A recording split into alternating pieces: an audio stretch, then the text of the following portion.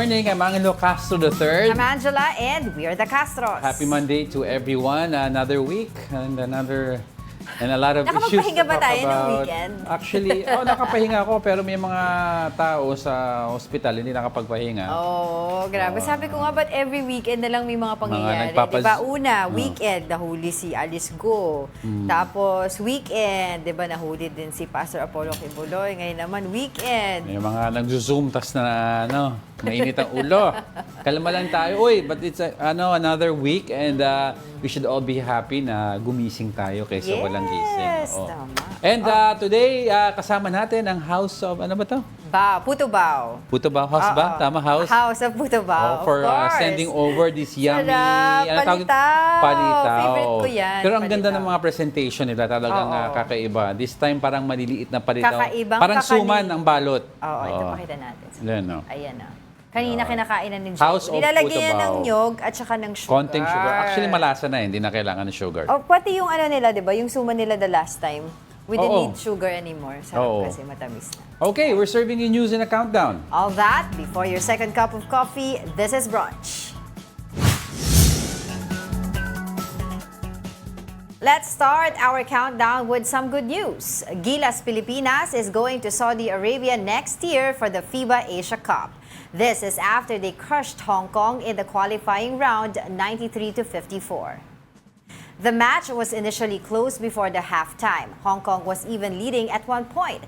But come second half of the game, Gilas young guns Carl Tamayo, Kevin Kiambao, and Kai Soto took over and stomped on the visiting team. Tamayo led Gilas with 16 points and 5 rebounds. Gilas has swept the second window with a perfect 4-0 standing. Congrats, and as expected. As expected, And in UAAP, Adams and Soaring Falcons can still nab the final spot in the Final Four after defeating Ateneo Blue Eagles 69-55. Royce Mantua spearheaded Adamson with 14 points, 2 steals, and 1 assist. They are currently tied at the 4th place with their U-Belt neighbor, UE Red Warriors. The two teams will fight for the last slot in the semis on Wednesday. One assist. They are currently tied. Uy, ano yun? Ako yun Ingin mo. Hindi, pero yun nga yung sa Gilas. Di ba sabi mo naman expected na yun? Sa Hong Kong naman, I don't think we've ever lost against Hong Kong. They're not really naman known for yung basketball team nila. China ang matikas na kalaban. Pero yung New Zealand was yun ang revelation. Pero lumamang daw sila for diba? Kasi sa basketball point naman kahit gaano kalakas ang isang team, usually first half nangangapa ka pa eh. Importante yung end result, ano? Yung end result. Yun na. What? 93-54, so that's what? Sige, do the math. 39-point lead. Oo, 39. Tama ba? 39. Yes, 39-point lead over Hong Kong. Congrats, Gilas. Yes. Okay, at saka sa UAAP, umiinit ang labanan. So, isa pa yun, ano? Talagang so ano ba basketball. mangyayari? May mga lilipad ba na mga mga arrows? Arrows. Sino bang ano nila? Mga green archers. Oo nga. Diba? Ipapana ba ng green archers mga Falcons? Yun, no? Sorry Wala, sorry. Bias lang po kasi ako dahil green-blooded. Huwag kang bias. Okay, sige, let's continue with our countdown. Now on our top 9, the Health Department logs an increase of over 80% in dengue cases in the country.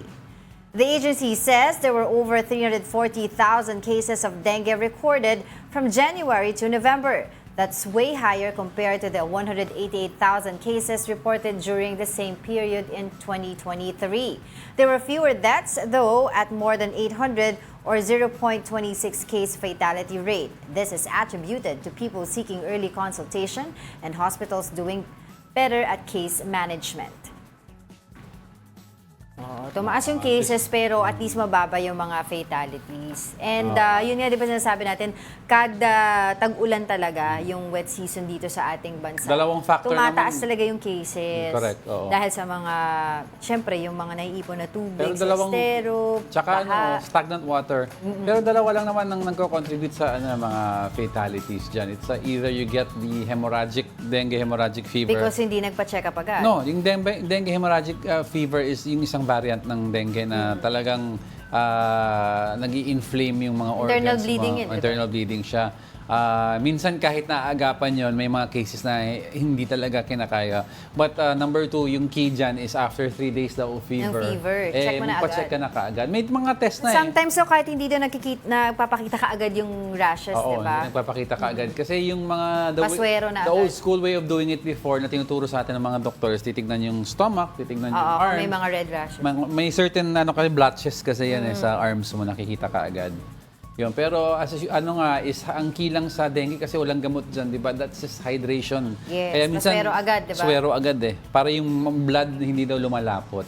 Oo. Di ba may mga na-interview din tayo dito sa Brunch, even before pa, na talagang dun sa mga areas nila, pagdating talaga ng June or July, talagang tumataas yung cases. Kaya May pa lang, nagpapalinis na Nagpapalinis sila. na kaagad. Ng even yung mga parks, pinapalinis na. Kasi, syempre, sa bahay, alam mo, ikaw pwede mo pagsabihan yung may-ari ng bahay. Sige, linisin mo yung bahay mo. Make sure na walang mga stagnant water dun sa tabi-tabi ng bahay mo. But pa rin sa mga parks din, di ba, importante, na-check din yan. Saka they can check out yung mga local sanitizing companies or mga pest control. Yung mga, may dengue fogging sila Yes. Oo, may dengue fogging sila. Okay, on our 8th spot is about a divine encounter. Foreign Affairs Chief Enrique Manalo had the rare chance to meet with Pope Francis last week. Manalo said he felt blessed to meet the Pope in the Vatican City. He also had a meeting with Vatican State Relations Head Archbishop Paul Gallagher. Aside from discussing their religion, the two also tackled shared concerns like climate change and the developments in the West Philippine Sea. Wow, Diba? Sana all. Sana all. Tayo nga, I remember when we attended yung beatification ni Pope John Paul sa Italy, sa Rome, diba? Umattend tayo nung Mass, also presided by Pope Benedict at that time. Naka-attend Sobrang tayo ng lapit Mass natin yun, nandun yung Pope Mobile, diba? Tapos nandito tayo mga few meters away. So, Tsaka yung coffee ni Pope John Paul, di ba? Oo. Nakaka-holy.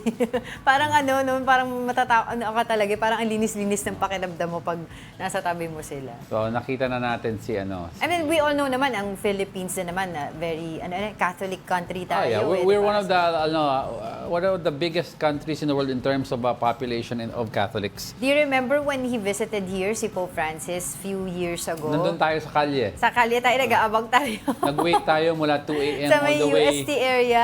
All the way to 6 a.m. para masilayan lang si Pope ng 10 seconds. Yes. Pero worth it naman, oo. Alright, sige. Ano ba natin ang unang pag-uusapan? Alright, coming up.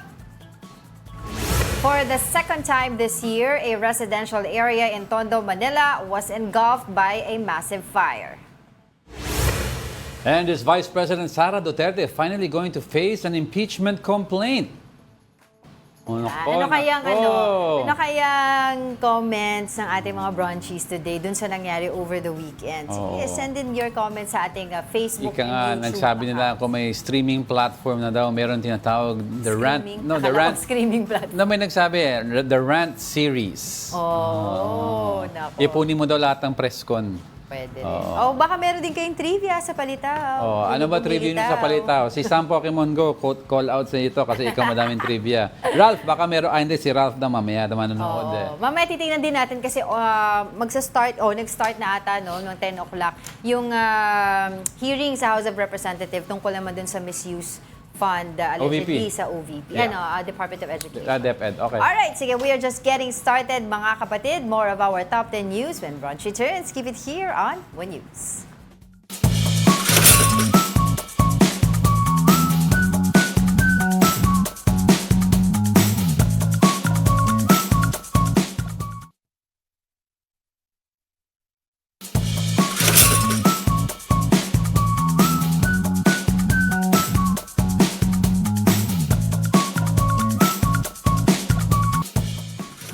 You're still watching Brunch here on One News. Ito regarding yung Palitaw trivia, meron tayo from Sam Pokemon Go. Good morning, na-pressure daw siya, pero basic lang daw na trivia. Kaya palitaw ang tawag kasi once mahulog yung rice cake sa pot, para malaman if luto na siya, lulutang or lilitaw. Hence, palitaw. Hindi, joke ba yan? Hindi, totoo ata yun. Totoo kasi ba? di ba minsan din doon nakuha yung etymology ng Ito, magpapakita lang to kung ganito, ganyan. Para tong palitaw. Paano yung suman? Ewan ko, basta wag na. Tsaka na yan. Mamaya natin pag-usapan yan. Pero batiin ko lang din si Elmo Cardenas. Nanonood siya from Montalban, Rizal. Alex Fuentes. Sino pa ba ang nasa? Si Geraldine Balolo. Juan Miguel Ebron. Yoni Mix Valdezotto. Ebron. Ralph Domingo. Nina Benales. Daisy Cancio. Tito Nito. And Tito Vlad. Nati. Si Vladimir. Sige, mamaya balikan natin yung iba pang mga nanonood sa atin dahil We'll talk more about dengue. infectious disease expert Dr. Ron Jean Solante is now on the line. Good morning, Doc. Welcome to Brunch. Hi, Diego and Angela. Good morning. Okay, Doc, alam naman natin this is a perennial problem, no? But we have, based on numbers, no? 80% increase in dengue cases this year. Why do you think tumataas siya? Does it have something to do with the frequent raining? Yes, Diego, no. Isa 'yan sa mga factors during mga rainy season. Yung behavior ng lamok na bubulabog kasi yan sila during the rainy season, no. They go to places to the point na mataas yung density ng lamok sa urban area because of that particular dynamic, no, behavior ng lamok. And that's why every after mga rainy season, talagang mataas expected yan tataas ang mga dengue. And that's the problem. Even ngayon, dito sa San Lazaro, tumataas din ang kaso namin. Mga bata, even mga adults, dengue. No? So, that's always something na in a tropical country like the Philippines, Indonesia, no, yun yung mga top 3 cases. Mataas talagang dengue. Yeah, Doc, I'd like to follow, before we move on to Angela, I'd like to follow that up. No? Kasi madaming mga old folks tales about paano ba yung dengue mosquito nabubuhay. Is it true, Doc, na mas gusto nila ang stagnant, clean water para mag-thrive sila? Yes, correct. At saka, Diego, hindi lang stagnant water, ha? Makikita mo sa mga puno, yung mga tubig na no, it doesn't mean na kailangan mo makikita yung tubig na para mumuga sila. You'll be surprised na yung mga halaman na mga konting tubig lang sa mga gilid-gilid. That's where they can also thrive. No, kasi ang akala kasi natin may stagnant water na talagang yan ang ano. No, hindi. Mga maliliit na mga tubig maski sa tansan, no, yung mga gulong sa mga bahay. Okay. There, they can thrive on those type of water na environment na medyo basa. Doc, dito sa report natin earlier, no, na nabasa po namin, mas maraming cases daw this year, pero konti lang yung fatalities. Your thoughts on that? Mas marami na po ba ngayon na nagpapa-check up? Doc? Yes, magandang ano yan, senyales yan. Kasi when we had year-to-year na taas ang dengue, ang palagi nating advocacy niyan, early consultation or warning signs. No, meron nga kasi tayong tinatawag ng mga dengue warning signs, no? So, before the warning signs, dapat papunta na sila sa mga health center. Pangalawa niyan, ang mga health center din, meron na rin capability to diagnose dengue because of that NS1 test, no? So, sa level pa lang nila, malalaman na nila kung sino yung nagka-dengue, tapos bibigyan ng abiso yan. And that's why, pag dumarating sa hospital, yun yung mga talagang severe na community. Oh, Doc, tanong ko lang kasi I've seen several dengue kits sa mga pharmacies, ano? So, okay ba yun? Kunyari ako, gusto ko magpa-check or i-check ko muna bago ako pumunta ng doktor. Is that okay to buy muna dengue kits? Okay din yung mga ganong available na mga dengue kit kasi unang-una, ano naman yan approved ng FDA yan, no? Ang importante lang dyan, when you have that parang behavior na magpa-test ka, edi isama mo na rin yung behavior na pag meron ka ng kit, whether it's positive or negative, patingin pa rin tayo ng doktor para lang maturi ng kumpleto. Yes, Doc, I'd like to go back in konti about yung fatality na bumababa, no? Does it also have something to do with siguro yung nagkakasakit ng dengue hindi nakukuha yung hemorrhagic fever type ng dengue? Hindi yan, Diego, kasi ang dengue hemorrhagic type of fever, usually talagang lahat ng dengue merong possibility that will go into the dengue hemorrhagic, no? Right. But there are certain population na high risk lang talaga, kagaya ng mga bata, no, yung less than 2 years old, yun yung mga high risk. Yung may mga comorbidities, no, may mga risk kaya obesity, pregnant, no? Yun yung mga high risk for mga hemorrhagic. At saka yung mga edad na rin, ito yung mga selected population. Pero pag healthy ka, then less likely na mag-dengue hemorrhagic. But alam mo, meron rin tayong mga ganun pasyente. Healthy, wala lahat comorbidity, no? Pero nagka-dengue hemorrhagic, severe, namatay. So, kaya ang ano ko dito, huwag tayong mapante, a simple dengue can still go in of dengue. Oo. Pero Doc, sa tingin niyo po ba, ano pa rin po yung mga dapat natin gawin? Kasi until now, hirap pa rin tayo pababain yung cases ng dengue sa ating bansa. Every year, ito yung nagiging report natin pag ganito mga klaseng panahon. Well, ang una talaga niyan is aside from the environment, no, mag-control natin itong mga lamok, paglilinis ng mga environment natin, mga kapaligiran. I think for me, Diego, Angela, don't tarami, I think it's high time also that we must consider having the dengue vaccine. Kasi importante talaga yan.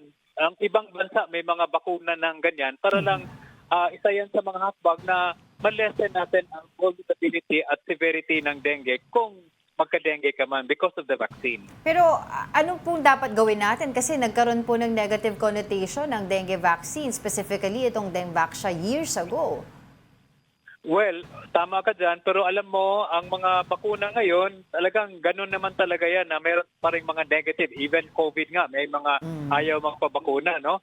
But in a population na mataas ang dengue, whether there are those negative, but nandun pa rin yung mga positive, kung bakit maganda ang bakuna, no? So it's a matter of public awareness, education, no? Ganun naman talaga yan kasi hindi naman tayo pwedeng we're just being backward because of those mga negative at saka hindi na tayo magpapabakuna, no? Tataas ang dengue natin. And Doc, once and for all, no, ano ba talaga ang warning signs ng dengue from a regular fever? Kasi madaming mga viewers natin, tsaka mga tao sa those who get fever, akala nila it's just a regular fever lang, di na ako magpapa-check up, di na kailangan. Pero when do you need to go to the hospital? Ano yung signs? Okay, so ganito 'yun. Pag meron kang dengue, ang pinaka-most common symptom is lagnat, no? Now, once you're diagnosed with dengue, ang palagi namin sinasabi niya, watch out for the warning signs. Ano yung warning signs? Number 1, nagsusuka. Number 2, persistent yung sakit sa ulo. Number 3, yung pagsasakit ng tiyan.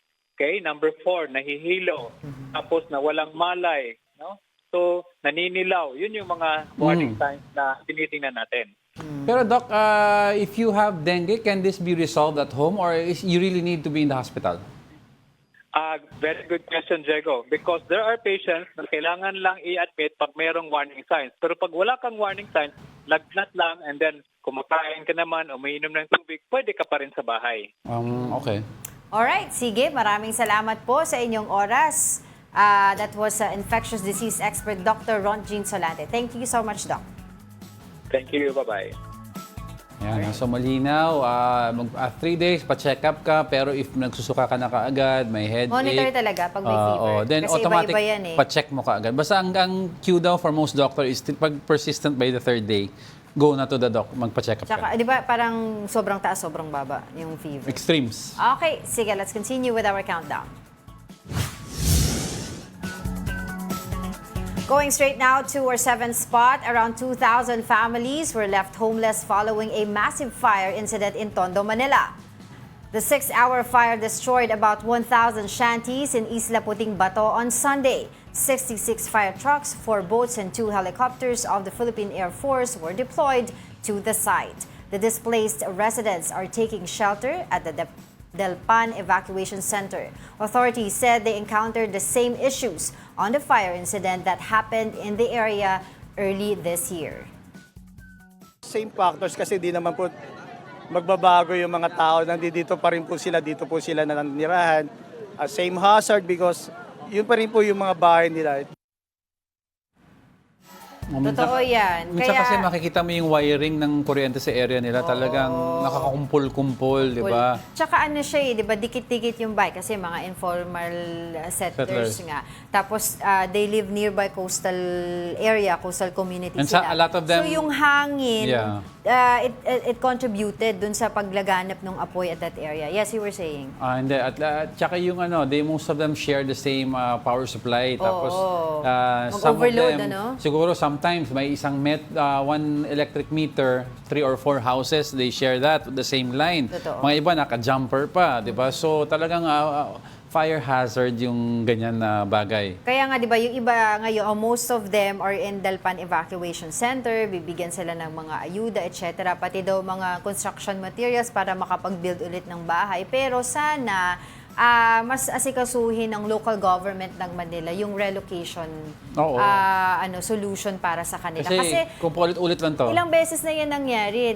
Ano pa yung makapagpipigil na mangyari to ulit, diba? Yeah. So, dapat talaga, dun sila sa mas safe yung area. Tsaka, can you imagine, diba, lumawak yung apoy dyan. Tsaka, hirap na hirap yung mga firemen natin doon. Kasi ang sikip. Gumamit na nga tayo ng helicopter eh. Oo, ang sikip. Tapos, yung may mga hagdanan na kailangan na akyatin. Tapos, yung mga walls that they had to, alam mo yun, itinibag nila yung mga walls na yun para makadaan sila sa kabila para maapula yung apoy. To the point na yung fire alarm reached to yung Charlie. helicopter sa video. Oo, ibig sabihin, lahat ng fire truck, within Metro Manila or entire Metro Manila, dapat pumunta dyan para tumulong sa pag-apula. Tsaka kahit lahat ng fire truck nandun, kung yung sunog nga parang dito sa video na sa gitna ng settlement area. Kaya nga we deployed the helicopter because hindi maabot ng mga hose o mga firemen ang gitnang area where most of the fire was also. So nag-deploy tayo din yung fire. From the air. Aerial deployment tayo of to put out the fire. Yun. Talaga dapat isipin yung relocation program para dito sa mga marami-rami 2,000 families, and to the point na dahil hindi sila maka-exit dun sa area kung saan yung maraming sunog, pumunta sila sa tubig. They made yung mga makeshift na mga bangka para makaalis sila. Can you imagine? Nakikita ko ngayon sa mga reports. Alright, sige, let's continue with our countdown. Now, settling at the sixth spot is about the Department of Social Welfare and Development. DSWD will suspend issuing guarantee letters to seekers of ayuda. Its spokesperson Irene Dumalo said the pause in issuing guidance letters under the Assistance to Individuals Crisis Situation or AICS program will make way for the department's annual liquidation and account settlement. The last day of guidance letters issuance is on December 13. Dumlao, though, clarified that this move will not impact the provision of AICS assistance to clients in crisis. Di ba nakausap natin yan si ASEC Irene Dumlao regarding this? Sabi nila kung walang cash daw, di ba? Oo, kung walang guarantee letter, meron pa rin namang mga cash. May cash pa naman. Pero just make sure nga yung mga requirements na kailangan kasi maibigay ng mga pasyente. Madaming nag-freak out, parang paano na if ever may emergency? Hindi. Yung guarantee letter, in lieu of the guarantee letters, there is cash. Actually, nakausap ko rin siya sa UBP nung Friday. Tinanong ko sa kanya kung ano yung target, yung timeline nila. Kasi sabi nila, this is temporary lang, 'di ba? So hopefully daw by January, matapos na yung mga, alam mo na, yung mga gagawin nila with their vendors. Actually, most departments naman, not only in the government but also in corporations, at the year end, the year quarter from December to January, that's called yung reconciliation time sa mga books. Binabangga nila lahat ng expenses, disbursements, di ba? Ino-audit nila para in time for the release of the next budget. Sige. Alright, let's continue with our countdown. On our top 5 is Apollo Quiboloy. The religious leader was brought back to the Philippine Heart Center over the weekend. This is the start of his extended medical furlough as earlier requested by his camp. The National Police says he should be back to the custodial center by November 27. The embattled pastor is undergoing treatment for an infection from dental implants. Yan. Over the weekend, yung kanyang pagbalik ulit. Kasi nung una, nagpunta na siya, di ba? Heart problem ba? Oo, heart problem. Ngayon naman yung kanyang dental implants. Ayos. Di ba? 27, makakabalik na daw siya sa ano. Ayaw ka na magsalita. Oh. Wag na, don't go away na lang. Because we're not done yet. May 4 pa tayo. Oh, diba? Stay with us.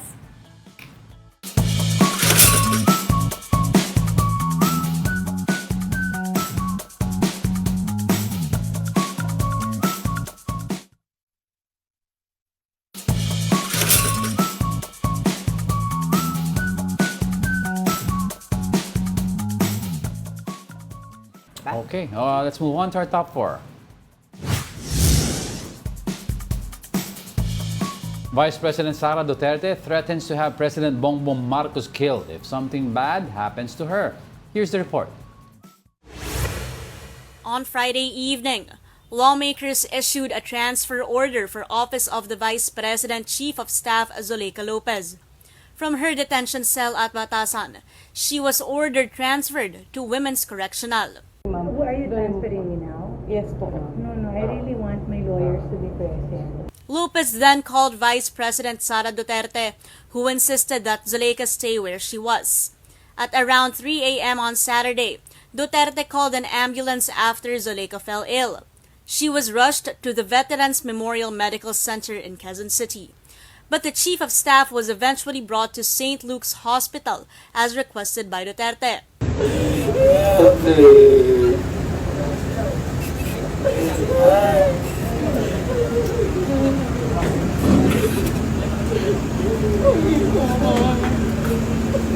Lopez was again transferred back to the VMMC after her condition became stable. Meanwhile, a group of people flocked to the VMMC to show support for Duterte and her office. Some of them called for the resignation of President Bongbong Marcos. In a press con, Duterte accused House Speaker Martin Romualdez of planning to have her killed. She added that she had contacted someone to assassinate not just Romualdez, but also the President and First Lady if she would be harmed. May kinausap na ako na tao. Sinabi ko sa kanya, kapag pinatay ako, patayin mo si BBM, si Lisa Araneta, at si Martin Romualdez. No joke. No joke. All of these happened amid the issue of anomalous confidential fund spending of the OVP. Very disturbing yun because 2 things stand out, no? The word no joke, no joke.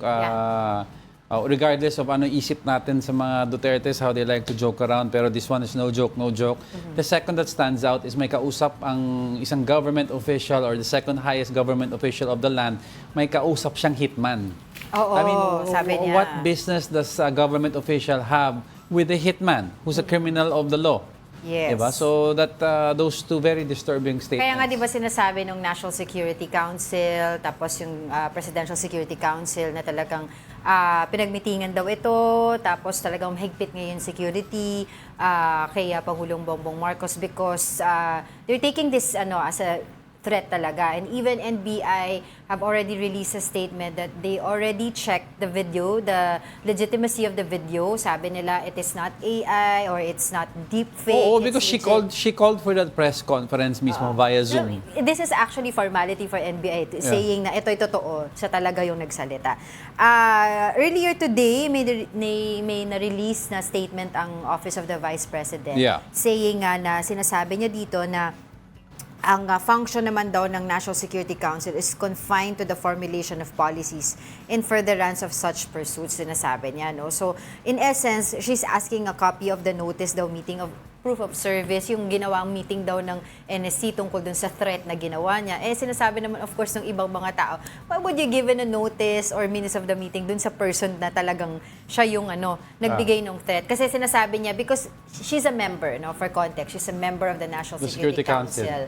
Kaya yun ang sinasabi niya, na hindi naman trabaho ng NSC yan, nabigyan niya ako ng minutes of the copy. Why would you give nga daw a minutes of the copy of the person who had given the threat? Yeah. Exactly. Yun ang sinasabi nila. Pero ewan ko kung ano pa yung mga mangyayari dyan. Pero that's a little bit disturbing because you don't know how to take it. Should you take it at face value? Kasi no joke, may nakausap na ako. Oo. Diba? Kaya nga 'di ba sinabi niya dun sa kanyang after nitong nangyari to, na pumutok ito, nagsalita ang National Security Council, PSC, and even Executive Secretary.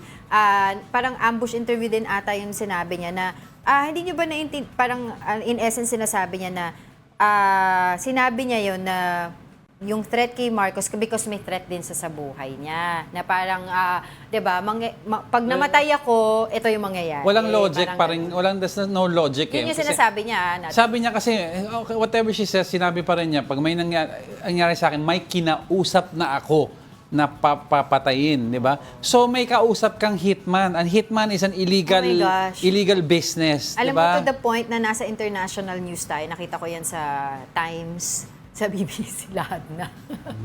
Alright, let's continue with our countdown. Placing third are the support for President Bongbong Marcos after the remarks of Vice President Sara Duterte.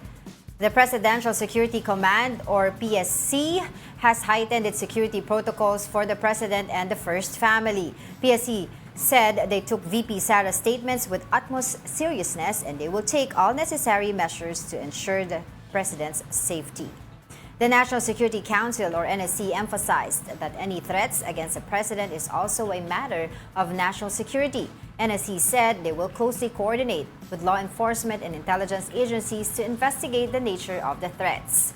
Meanwhile, Senate President Chis Escudero implored all parties involved in the controversy to de-escalate the situation. He also expressed deep concerns about VP Sara's well-being and urged her close circle to refrain her from making indecorous and possibly criminal statements in public. Kasi kung regular person says statements like that, medyong, di ba, ano treatment ng government? Kaya yung ilang mga public officials na nagsasabi na baka naman kailangan na ng kausap ni Vice President Sara Duterte, baka kailangan na ng, alam mo yon, ng makakausap, yung mga medically, no? To check daw yung kanyang mental state. Ang sagot naman dyan ni Vice President Sara Duterte, willing daw siya magpa-test, no? Sabi niya ng kanyang mental state at sigurado siya na maayos yon, stable siya. At bagkus hinamon niya pa yung iba, especially sa Congress, na magpa-check na lang daw, magpa-drug test sila lahat-lahat. Huwag mo na kasi lihisin yan Basta bakit ka may kausap na hitman? Napakasimple. Sabi nga na iba huwag na tayo lumayo pa sa issue, may kausap kang hitman. Sinabi niya, di ba? Di ba sabi niya, may kausap ako. Who else will carry out a killing if not a hitman? May kausap ako na ibig sabihin, may nangyari sa akin, may mangyayari din sa'yo. May kausap ka. Bakit may kausap kang hitman? Government official ka.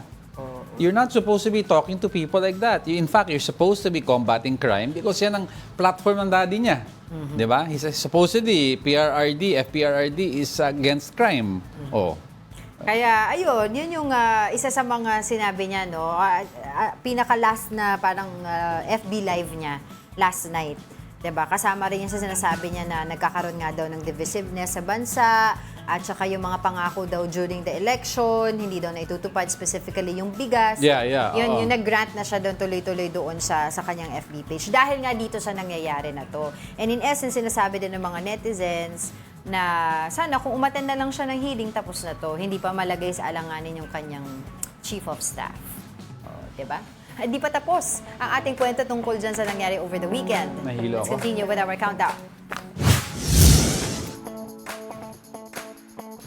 Coming in at top 2, some senators show support for Vice President Sara Duterte and her staff. Senators Bato de la Rosa and Bongo personally went to the Veterans Memorial Medical Center in Quezon City to visit OVP Chief of Staff Zuleika Lopez. Senator Amy Marcos also dropped by on Sunday. But the presidential sister refused to comment on Duterte's kill remarks against President Bongbong Marcos and First Lady Lisa and House Speaker Martin Romualdez. For De La Rosa, the Vice President's statements were, quote, conditional threats. As I have said, may kondisyon yung pagkasabi niya, di ba? Kung siya ay papatayin, ipapatay rin daw niya. Di ba? Yun yung kondisyon. Patayin mo na siya bago niya ipapatay. Kumbaga, paano ba? Wala mangyayari kung hindi siya gagalawin. Wala nga mangyayari, pero again, may inutos ka. In other words, Yun, according sa kanyang ito ang statement. danger dyan. Kung may inutos ka na, kung may nangyari sa akin, tirahin mo rin yan. Kung may utos kang ganyan, what's to stop you from actually having them do it kahit wala pa nangyari sa'yo? Diba? So, that's coming from a notable police officer before and a police general na sasabihin mo, di ba, that's still a crime. A threat is a crime. And no less against the office of the president and the president. I mean, di ba, may mga differences tayo in politics, but it doesn't give you the right to threaten each other and to kill each other. Di ba, hindi man tayo lawless state, hindi man tayo anarchy, we're not living in anarchy. Hindi tayo wild west nung parang sa panahon nila John Wayne. Pero ito sa kanilang, on the other side of the fence naman, kasi all sides all the time tayo, sinasabi nila ay kino-question nila yung legality nung pagpapalipat dito kay Chief of Staff Attorney Zuleika Lopez sa Correctional Institute for Women. Kasi sabi nila, hindi naman siya convicted. Diba? She was just cited in contempt. And in fact, we were talking to Representative Adyong last Friday and we asked him kung hanggang kailan nila i-detain. Sabi nga niya, Monday and following of the next hearing which is scheduled today. So yun yung sinasabi nila na bakit siya ililipat doon kaya nagkaguluhan no? Sabi niya yung security doon sa House of Representative went in sa detention facility niya, kinuha yung cellphone niya at sinabing ililipat na nga daw siya sa Correctional Institute for Women. All sides all the time. That's right. But sometimes there's such a thing as staying on the side of truth. Now, what is the truth here? The truth is, where were all these senators when hindi si Zuleika ang pinag-uusapan? How about the other witnesses who attended Senate hearings who were cited in contempt and threatened to put in the correction when they themselves mismo Senator Laila de Lima. Diba? Senator Laila de Lima was 6 years in prison. She went to prison na acquit. That means the court mismo said all the charges against her were not real and fabricated. How about all the other simple witnesses sa Senate na trineten ipadala sa correction? Bakit hindi pumunta yung mga ibang senador at sumama sa mga ibang witness na yan at iprotektahan siya? Diba? So that's the side of truth. Diba? Kaya to the point na pati si hindi Senator fair. Amy Marcos pumunta doon, diba?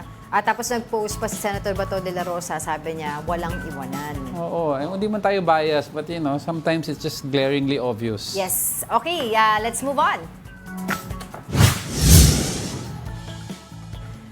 Our top story for today are the Vice President's possible consequences. A former head of the Integrated Bar of the Philippines insisted that VP Sara might be disbarred because of her recent threats against the first couple. Meanwhile, a group of lawmakers is preparing to file their impeachment complaint against VP Sara. Here's the report.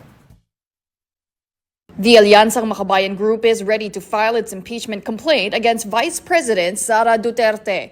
ACT Teachers Party List Representative Franz Castro said the Vice President has committed a betrayal of public trust. She said VP Sara failed to explain her office's spending of its controversial public funds. Aliansang Makabayan plans to file the complaint before the end of the year. Well, hinog na talaga yung impeachment complaint. No, eto titignan natin sa mga susunod na araw ano yung magiging decision ng people's organizations. Within this year, dapat. The calls for impeachment against VP Sara grew louder after her recent expletive-laden tirades and threats against President Bongbong Marcos, First Lady Liza Marcos, and House Speaker Martin Romualdez. Because of this, former Senator Laila de Lima suggested adding grave misconduct to the grounds for impeachment against VP Sara. Yung grave misconduct niya na hindi dapat kasi second highest official of the land siya, that is a clear case of betrayal of public trust. That is not what was expected by the people, by the sovereign people. So pwedeng i-craft siya ng ganyan doon sa articles of impeachment. De Lima said the Vice President can also face other criminal charges like cybercrime, libel, and inciting to sedition. Former Integrated Bar of the Philippines President Egon Cayosa added that VP Sara can face an attempted murder case. She can also be disbarred because of her behavior. Pag inimbestigahan niya ng DOJ, it might fall as attempted murder. Kasi yung pagpatay naman, murder, kasalanan yan. Bilang mga abogado, Yes. She opened herself to charges of unethical conduct. unbecoming of a lawyer. Kung naagrabyado ka, feeling mo may pag-attempt or mayroong gustong patayin ka, due process of law, ang batas is kasuhan mo. Hindi nung mangontrata ka ng papatay. Some lawmakers and personalities suggested that VP Sara should seek mental health treatment for her quote-unquote recent emotional meltdown. But for Cayosa, this could all be diversionary tactics from her family's issues on confidential funds and drug war. Ayun, si attorney put it better. Huwag mo bawian ng patay. Kasuhan mo. If you feel that your life is in danger and you have evidence of it, bring it to the proper the authorities, 'di ba? Proper forum mo. Pero yun nga sinasabi nila, 'di ba? Nangangamoy impeachment na ba talaga? 'Di ba? Nung una ng mga couple of months ago, medyo malabo, hindi nila alam, pero ngayon sabi nga nila nangangamoy Pero I don't know parang pero ito nga sinasabi ng ibang mga legal experts as well. Pwede. Kung may number ang House of Representatives, pwede. Pero pagdating sa Senate, medyo tagilid ka dyan, hindi mo alam kung ano ang posisyon. Pero para sa akin, because meron siyang mga kaalyado dyan. Para sa akin, there's so much pa to do instead of spend Plus, time. if you impeach her, you'll just make her more popular. Hindi, pero that's not the point. Also, the point is also, there's so much things to do now. You're going to go through a Senate trial. You're going to go through an impeachment process. It's a political, Ang dami pang kailangan bills na technical, ipasa. political. The first, you have to craft habulin natin yung bill against Pogo. Diba? Tapos, of course, yung ayusin natin yung mitigation of yung disaster resilience. Pag-usapan natin yan. Ang daming nasalanta, relocation, housing, diba? Food, So, prices. Kaya sinasabi nila, mas maigi daw siguro yung sampahan siya ng kaso. Kung yan, nakikita daw nila upon their investigation na meron talagang misuse of funds. Diba? Pwedeng kasuhan ng plunder para meron daw criminal liability or administrative liability yung igagawin pa sa kanya. Parang the OVP ata is immune from suit eh. No. Hindi sila. Only the president. Only the president. Only the president. Okay. Ayun. Sa bagay, So, Senator Laila de Lima was criminally liable sa drug charges. Diba? So, yun yung mga ginawa sa kanila. So, kung papipiliin daw itong mga legal expert na to na sinasabi nila kung impeachment or kasuhan na lang siya. So, parang sabi nila, ito very tedious ang impeachment. You don't know if you have the number. May trial pa yun. If everyone remembers the impeachment process against the late Chief Justice, si Corona. Yes, diba? yes. That was a very tedious process. Dadaan pa yun sa Congress. You're impeached in Congress and then you go to trial for removal of office sa Senate. Dadaan ka pa yan ng prosecution and then the defense, diba? Bago mag-vote ang Senate dyan. Mahabang at masalimuot na proseso yan na will take away the time of our legislators from crafting the remaining bills that need to be passed before the next election. Kasi next Congress, iba na ang hulma. 2025 na, oo. Busy na yung mga yan sa campaigning. Unless they wait for the next Congress, which has, if you look at the slate, parang madaming BBM faction na papasok sa Senate eh. Yung numbers ni PBBM sa unity nila, mukhang madami yun. So natin. maybe they wait for that. I don't know. Alam mo, So, abangan natin susunod na kabanata. Plus, ongoing yung hearing ngayon, as we mentioned earlier, dun sa House of Representatives tungkol dun sa misuse, allegedly misuse ng confidential funds ng OVP and DepEd. And I think, hindi ko alam kung imbitahan ulit nila doon si attorney, yung Chief of Staff, Attorney Zuleika Lopez, para makapagsalita ulit. And huwag na natin asahan si Vice President Sara Duterte na umattend doon dahil I don't think she's going to attend. Basta reminder lang sa mga lawmakers natin, gas prices, food prices, diba? Ang daming nagugutom, housing. Sana wag niyo po kalimutan yon. Oh my gosh, before I forget, nung nakita ko sa isang article na nabasa ko, tinitignan nila yung mga iba pang mga receipts, ng acknowledgement receipts na may mga pangalan, 'di ba? Bukod sa Kokoy Villamin, bukod sa Mary Grace Piatos, meron din daw Tempura, Nova, Uwishi na mga pangalan. Verified daw 'yan, no? Oo, galing to dun sa Inquirer, nabasa ko, sinabi. Inquirer? Oo, ni Jarius Bondo. Okay. Yun yung sinabi niya na meron din daw palang ganun na iba pang mga pangalan. So hindi pa yun natatakel sa sa House of Representatives. Kasi kung natakal na yun, napag-uusapan na natin. So hindi pa. Lalabas pa lang yan. Yes. Okay.